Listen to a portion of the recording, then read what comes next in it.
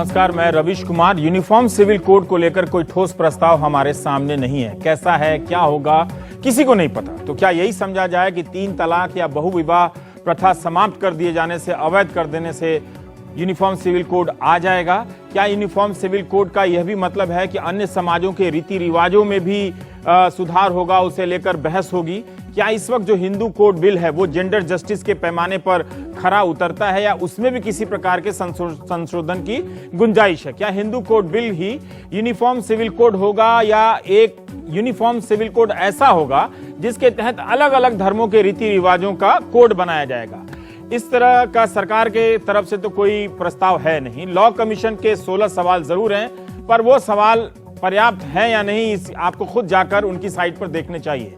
वित्त मंत्री अरुण जेटली ने फेसबुक पर पोस्ट किया है कि 3 तलाक की संवैधानिक वैधता का जो मुद्दा है वो यूनिफॉर्म सिविल कोड से अलग है। संविधान निर्माताओं ने उम्मीद जताई थी कि नीति निर्देशक सिद्धांतों के तहत राज्य यूनिफॉर्म सिविल लॉ बनाने की कोशिश करेगा। कई मौकों पर सुप्रीम कोर्ट ने सरकार से इस पर राय मांगी है। सरकार ने बार बार अदालतों और संसद से कहा है कि पर्सनल लॉ में अमूमन कोई भी बदलाव सभी पक्षों के साथ विचार विमर्श के बाद ही होते रहे हैं। यूनिफॉर्म सिविल कोड के मुद्दे पर लॉ कमीशन ने अकादमिक प्रक्रिया फिर से शुरू की है। यूनिफॉर्म सिविल कोड आज संभव है या नहीं, इसे रहने दें तो भी ये सवाल उठता ही है कि विभिन्न समुदायों के पर्सनल लॉ में सुधार की जरूरत है। एक रूपता ना भी हो तो भी पर्सनल लॉ में सुधार एक सतत प्रक्रिया है। ये जेटली जी लिखते हैं कि समय के साथ कई प्रावधान पुराने और बेकार हो जाते हैं। सरकारों, विधायिकाओं और समुदायों को समय की मांग का जवाब देना पड़ता है। जेटली के इस जवाब को कई तरीके से पढ़ा जा सकता है। क्या वे ये ऐसा कह रहे हैं कि कई समुदायों के पर्सनल लॉ में सुधार की प्रक्रिया पर विमर्श चलने की जरूरत है? तो क्या मुस्लिम पर्सनल लॉ के अलावा भी अन्य पर्सनल लॉ पर बहस होगी? कानून के मामले में उनकी विद्वता जग प्रसिद्ध है।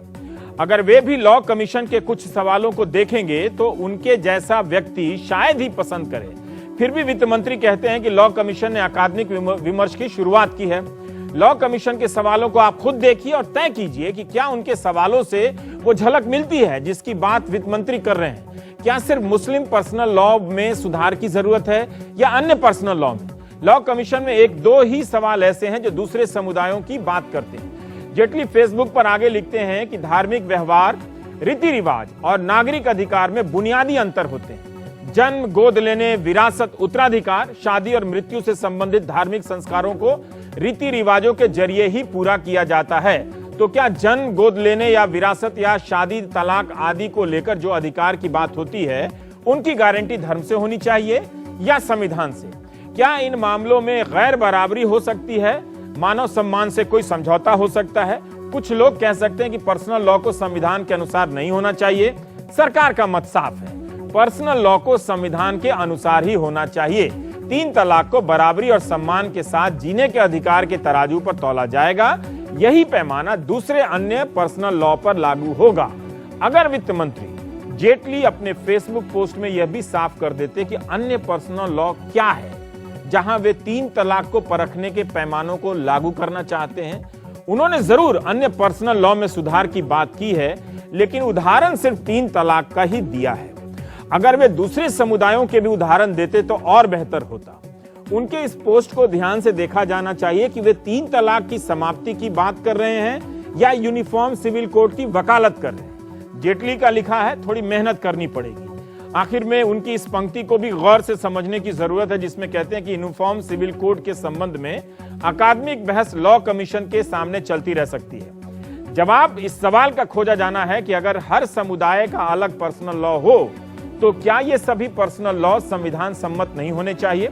हमने शुक्रवार को नलसर कॉलेज के वाइस चांसलर फैजान मुस्तफा साहब से बातचीत की थी सवाल जवाब के अंदाज में।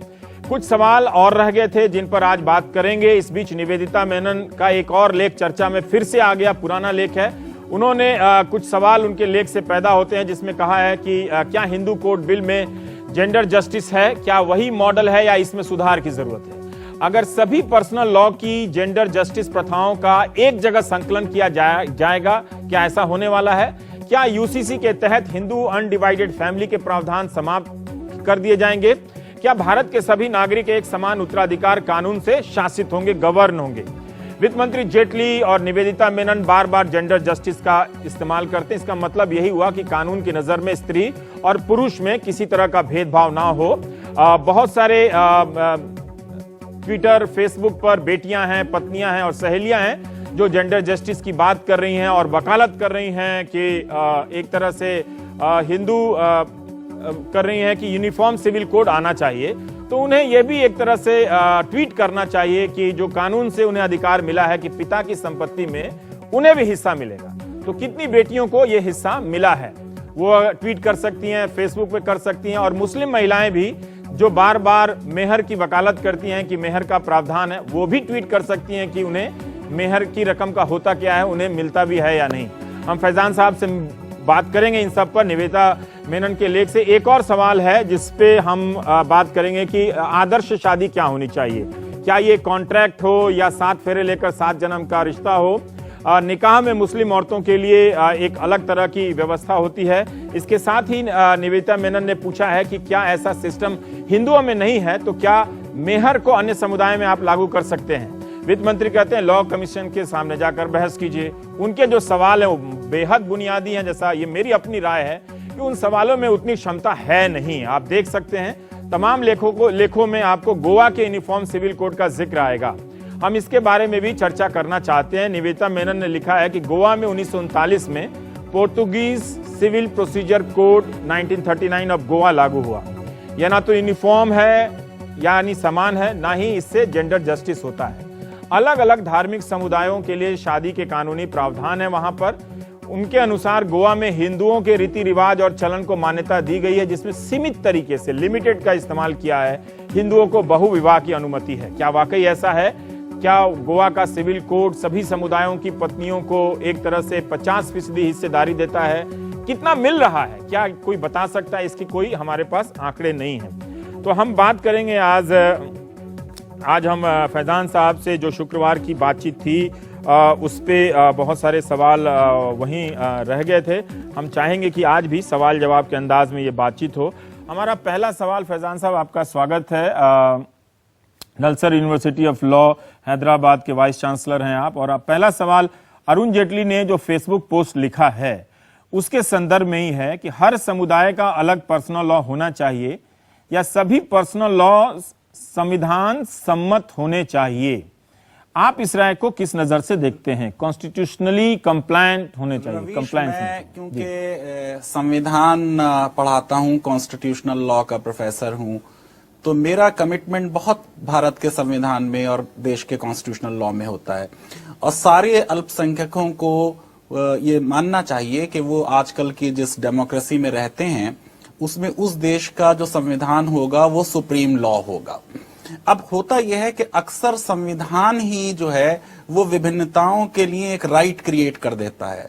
संविधान ही कस्टम्स और रीति रिवाजों को रिकॉग्नाइज करता है, उनको वो स्पेस दे देता है। जैसे तो मैं जेटली साहब के प्रश्न पे आने से पहले रवीश एक बात बहुत जल्दी से कहना चाहता हूं कि पूरे विश्व में अब ये चल रहा है कि क्या सारा लॉ जो है वो राज्य ही बनाएगा या राज्य नहीं बनाएगा। तो मैं अभी अमेरिका का एक सर्वे बताऊं रवीश आपको, जो तकरीबन 1500 कंपनीज के बारे में है, और इस सर्वे में ये निकल के आया है कि 85% इन कंपनीज ने अपने मामलात आर्बिट्रेशन के तहत हल किए हैं, यानी अमेरिकन लॉ के तहत नहीं हल किए हैं। और जब भी आर्बिट्रेशन कंपनीज करती हैं, लॉ भी स्वयं बना लेती हैं। ब्रिटेन में चल रहा है कि death of civil justice system हो रहा है। तो ये जो मीडिएशन और आर्बिट्रेशन का मामला है, इसको कहते हैं प्राइवेटाइजेशन ऑफ जस्टिस। तो सिविल लॉ में राज्य ही कानून बनाएगा, इस पे बड़ा विवाद है। और क्योंकि संविधान स्वयं एक ऑटोनॉमी देता है हर व्यक्ति को या डिफरेंट ग्रुप्स को और कल्चरल कम्युनिटीज को, तो ये पॉसिबल है कि संविधान समानता का अधिकार भी दे और धर्म का अधिकार भी दे। और ये जो पर्सनल लॉज हैं, ये सिर्फ धर्म का मामला नहीं है रवीश, ये सिर्फ आर्टिकल 25 का मामला नहीं है, ये आर्टिकल 29 का मामला भी है कि ये उनकी कल्चर है। तो उस कल्चर के तहत शादी होती है और उस शादी के कल्चर को लॉ प्रोटेक्ट करता है। अब ये जो हमारा हिंदू मैरिज एक्ट है, इसने और इससे पहले अंग्रेज जजेस ने, इन्होंने हिंदुओं को एक कम्युनिटी समझा और मुसलमानों को एक कम्युनिटी समझा और ब्राह्मणाइजेशन ऑफ हिंदू लॉ कर दिया। यानी जो ब्राह्मणिकल कस्टम्स और रिचुअल्स थे उनको रिकॉग्नाइज कर दिया। तो अब हिंदू मैरिज एक्ट में अब आ गया कि सतपति होगी और कन्यादान होगा। अब ये सतपति और कन्यादान ब्राह्मणिकल हैं, तो इसमें जो और हमारे शादी के तरीके हैं, गंधारा मैरिजेस हैं और तरीके की राजस्थान में और कलकत्ता में तरह तरह की हैं, उनके लिए स्पेस नहीं मिला। तो मेरा फंडामेंटल आंसर तो यह है कि अगर कोई संविधान धर्म की स्वतंत्रता नहीं देना चाहता तो वो कह सकता है, उसे यह हक है कि पूरे देश का कानून एक समान होगा। लेकिन समानता के अधिकार का मतलब सेमनेस नहीं है।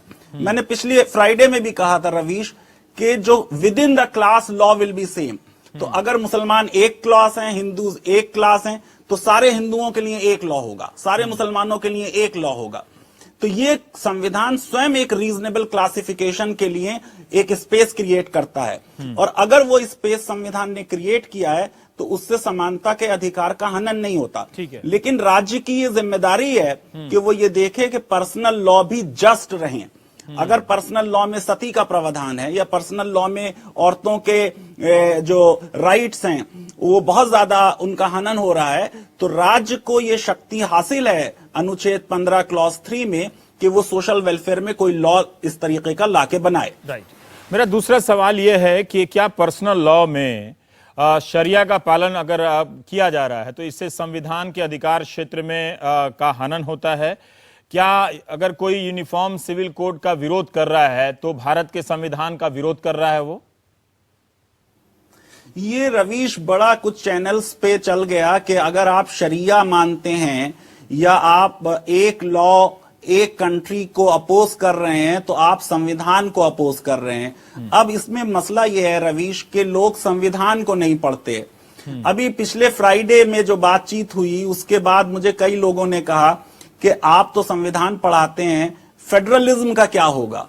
अब आप सोचें रवीश के जब देश में शक्तियों का विभाजन है संसद केंद्र और राज्य के बीच, तो 66 मैटर्स ऐसे हैं जिन पर राज्य कानून बनाएंगी और 44 ऐसे मैटर्स हैं जिस पर राज्य और केंद्र दोनों कानून बनाएंगे। तो आप ये सोचें कि कम से कम 100 मैटर ऐसे हैं जिन पर राज्य और केंद्र का कानून अलग होगा। तो अगर कोई ये कहता है कि बहुत ही निजी मामलात में शरिया, अब एक तो शरिया शब्द गलत है, शरिया जो है इसका ताल्लुक काफी जो है वो सेक्रेडनेस से या ईश्वर से है, जबकि जो मुस्लिम पर्सनल लॉ है रवीश ये फिक्ह है। फिक्ह का मतलब है पर्सनल लॉ। तो लॉ जो है इसमें ह्यूमन एलिमेंट मैंने पहले भी कहा बहुत ज्यादा है। तो पर्सनल लॉ को ये कह देना कि ये कुरानिक लॉ है ये शायद सही नहीं है।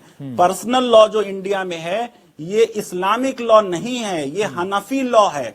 और कितने ऐसे जजमेंट्स हैं प्रीवी काउंसिल के, सुप्रीम कोर्ट के, जहां उन्होंने ये कहा कि अगर कोई रिलीजियस टेक्स्ट है यानी स्मृति या श्रुति या कोई सेक्रेट टेक्स्ट है और कोई कस्टम है तो कस्टम जो है वो सेक्रेट टेक्स्ट पे प्रिवेल करेगी। सारा झगड़ा क्या है कि क्या किंग्स लॉ प्रिवेल करेगा या समाज के लोगों की जो रीति रिवाज हैं उनके लिए कोई स्पेस होगा। तो मैं नहीं समझता कि कोई अगर ये कहता है कि साहब पर्सनल लॉ चलने दिया जाए लेकिन उसमें कुछ रिफॉर्म्स हों, उसमें कोई जस्टिस का एलिमेंट लाया जाए, तो वो संविधान के विरुद्ध है या संविधान की जो सुप्रीमेसी है उसके विरुद्ध है।